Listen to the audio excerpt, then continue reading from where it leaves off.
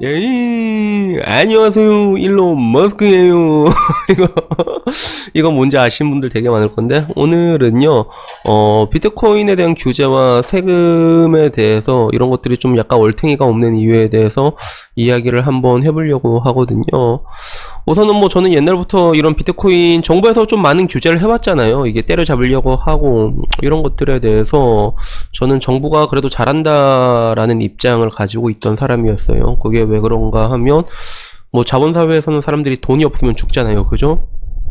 돈이 없으면 죽어나가는데 이 코인이라는 거대한 투기판에 사람들이 대거 몰리게 되면 그때는 분명히 죽는 사람들이 많이 나오게 될 수밖에 없는 그런 것들이 있다 보니까 갑자기 왜 말이 더듬어지지?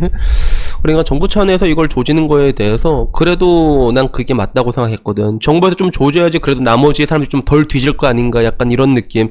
약간의 인본주의 관점에서 저는 정부에 대한 그런 코인에 대한 규제가 옳다고 생각을 해왔는데, 근데 지금 와서는 이런 생각이 조금씩 많이 변하고 있는 것 같아요. 이전과는 조금 많이 변했어. 그래서 거기에 대한 이유를 한번 이야기를 해보려고 하면, 우선 첫 번째는 이제 와서 코인이라는 것들이 투기파는 걸 모르고 들어간 사람들이 있느냐 하는 것들이죠. 그래서 과거 뭐 블록체인이다 뭐다 했을 때는 사람들이 그냥 코인을 하면 부자가 된다, 투기라는 것들을 어렴풋이 알았지만 이런 것들에 대해서 모르고 투자한 사람들도 제법 많았거든요, 사실. 그러다 보니까 그 블록체인이라는 게 어마어마하다 이런 식으로 들어간 사람들이 너무 많다 보니까 그런 느낌이 있었는데, 사실 뭐 지금 와서는 그냥 코인이란 것 자체가 거대한 투기판이란 걸 다 알고 있잖아요, 사람들이. 일단 그런 것들이 있고, 두 번째는 그런 거예요.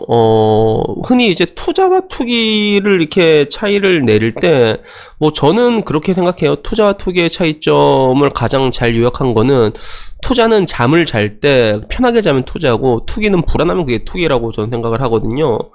근데 비트코인을 사고 잘 때 맘 편하게 자는 사람이 있나? 오버나이트 할 때? 없잖아. 그건 그렇게 될 수가 없어, 그 구조 자체가. 그래서 어떻게 보면 하나의 투기판이라 볼 수 있는데, 근데 문제는 흔히 말하는 그 투자라고 말하는 주식 투자 같은 경우를 봤을 때도 이 주식 투자를 투기처럼 하는 사람들이 대한민국에 너무 많거든요. 진짜 많아요. 그래서 주식 투자가 투자라는 게 성립이 될 수 있는 이유에는 기업에 대한 의결권을 가지고 있고, 기업에 대한 매출이라는 게 존재하고 그리고 단기 순이익이라는 게 존재하고, 그리고 주식에 떨어지는 배당이라는 게 존재하고, 이런 것들이 이제 뭐 경제나 업황이랑 엇물려 들어가기 때문에 아까 말했던 투자, 이게 잠을 잘 때 편하게 잘 수 있는 요소들을 만들려면 얼마든지 만들 수가 있거든요. 그래서 이런 것들 때문에 주식 투자는 투자라고 얘기할 수가 있는 것들이 있는데, 근데 사실 대한민국에서 투자하는 굉장히 많은 사람들은 애초에 뭐 코스피 들어가도 투기로 들어가는 사람이 태반이거든. 그 사람들은 매출액, 뭐 단기순이익 이런 거 관심도 없어요. 걔네들 뭐 어차피 봐봤자 똑같은 거 본단 말이야. 뭐 이동평균선, 볼린저 밴드, MACD, 뭐 스토캐스틱, RSI 똑같이 봐. 근데 그런 사람들한테는 사실 그 코스피 시장이나 코스닥이나 그런 뭔가 비트코인 같은 경우나 똑같다는 거야. 어차피 보는 지표는 다 똑같거든. 다만 변동성이 높냐 낮냐 이 차이일 뿐인데, 또 원래 또 한국 사람 그런 스타일 자체가, 성정 자체가 익사이팅한 걸 좀 좋아하거든요. 그래서 뭐 그런 거 건드려도 크루드 오일 같은 거 존나 좋아하잖아. 그러니까 그런 사람들 입장에선 그게 똑같다는 것들이고, 그리고 문제는 비트코인보다 더 위험한 것들도 많단 말이야, 내가 봤을 때는. 그래서 가장 대표적인 게 국가에서 가장 합법적으로 도박을 할 수 있는 곳이 어디예요? 강원랜드죠. 내가 봤을 땐 강원랜드가 더 위험해 보이거든. 그리고 선물 옵션 같은 경우도 더 위험하고, 이러나 저러나 현물로 거래를 했을 때는, 비트코인에 투자를 했을 때도 원금 이상 날려 먹을 수가 없어요, 기본적으로. 근데 뭐 요새는 비트코인 같은 경우도 이제 마진 거래라고 해서 레버리지를 쓰니까 뭐 그런 게 가능한데, 그런 식으로만 투자하지 않으면 그냥 자기 투자한 돈만 날리고 끝내는 건데, 근데 아까 말했던 관점에서 보면 여러 가지들이 있는 거지. 비트코인보다 무서운 것들이 합법으로 되고 있는 것들도 있고, 지금 와서는 이제 아까 말했던 그런 코인판이라는 게 하나의 거대한 합법적인 그런 도박장이 되었단 말이야. 그리고 사람들도, 참여자들도 그걸 알고 뛰어들고 있어. 그러다 보니까 이제 와서는 좀 약간 애매해진 부분들이 있는 거죠. 그래서 이미 비트코인의 일평균 거래 대금은 거의 코스피를 어쩔 때 넘을 때도 있어. 코스피 시장을 넘을 때도 있어요. 나도 깜짝 놀랐어. 나는 코인을 안 해서 몰랐는데 하루 거래 대금이 막 20조가 넘는다 하더라고. 실제로 코스피 거래 대금 한 20조 정도 되거든요, 지금. 한참 작년에 불장의 거래 많았을 때 그때 한 30조 정도 됐다가 지금 20조란 말이야. 그러니까 지금 와서 보면 나는 코인이 야 이렇게 커졌나 나도 깜짝 놀랐거든. 근데 생각해보면 내 주변에 친구들도 코인 한 애들 되게 많거든. 미친 개도 맨날 이제 업비트 맨날 보고 있단 말이야. 그래서 야 넌 뭐냐 그러니까 아니야 코인 재밌다 이러면서 하는 거야. 그럼 당연히 재밌겠지. 그게 재밌으니까 하는 거겠지. 그래서 뭔데 이게 이만큼 이제 거래가 켜진 건데, 근데 문제는 이게 한국만 이렇게 커졌느냐 그건 아니거든요. 전 세계적으로 코인 시장 거래 규모가 엄청나게 커졌어요. 거의 뭐 하루 3,000조가 넘는 정도로 돼서 실제로 비트코인 ETF도 이미 캐나다 토론토 증시에 상장했잖아. 상장한 걸로 알고 있거든. 그리고 이번에 미국 증시에도 상장한다는 얘기가 나왔다가 어이구 또 와 이러노 미국에서는 이게 한번 이제 캔슬 시켰거든요. 미국 증권위원회인가 그쪽에서. 아무래도 비트코인에 대해 가지고 뭐 좀 여러 가지 뭐 정부의 입장에서는 안 좋은 것들이 있지. 그러니까 뭐 여러 가지가 있어도 이제 뭐 한 게 있는데, 근데 여튼간에 이거 물지 마라 아프다 복돌아 하서 뭐 계속 얘기를 하자면, 사실 비트코인이 가장 무서운 것 중에 하나는 내가 봤을 땐 그런 것 같아. 어떤 일도 다 일어날 수가 있거든. 거래자들의 거래로만 가격이 결정이 되잖아. 그래서 이게 굉장히 여러 가지 위험을 만들어낼 수 있거든요. 항상 이제 뭐든지 자산이란 것들이 갑자기 폭락하게 되면 그때는 뭐 이제 받는 사람 없으면 다 팔려고 하는데 받는 사람이 없는 그런 불균형이 일어나는데, 근데 대표적으로 이제 화폐라고 가정을 했을 때 비트코인도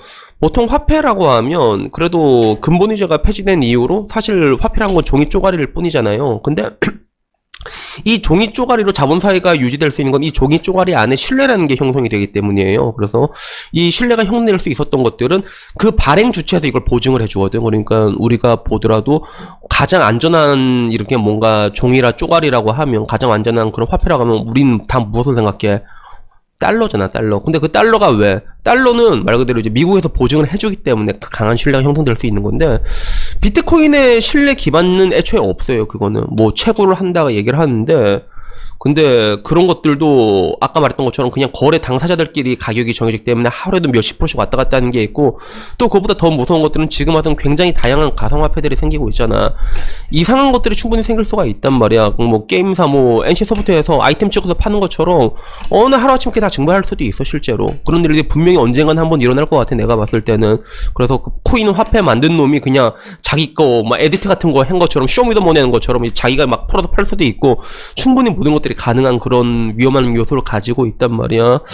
그래서 뭐 여러 가지 이런 요소들이 다 웃기긴 웃긴데, 그래서 정부에서는 아까 말한 것처럼 이런 것들 코인에 대해서 굉장히 강한 규제를 하고 때려잡고 있었는데, 근데 문제는 여기에 대해서 이제 내년에 과세를 한다고 하더라고.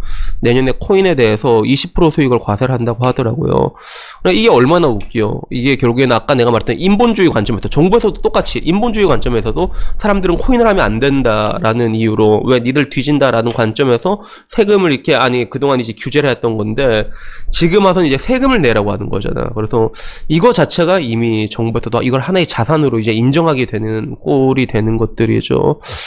그래서 이런 거가 뭔가 좀 웃기긴 웃기더라고. 그리고 나 역시도 이런 거대한 투기장을 보게 되면 사실 이제 와선 이게 뭐 강원랜드랑 다를 게 뭐가 있는가. 다른 점이 있다면 강원랜드는 강원도까지 가야 되고 최소 금액이 굉장히 크지만 이거는 그냥 업비트 들어가면 바로 가능하잖아.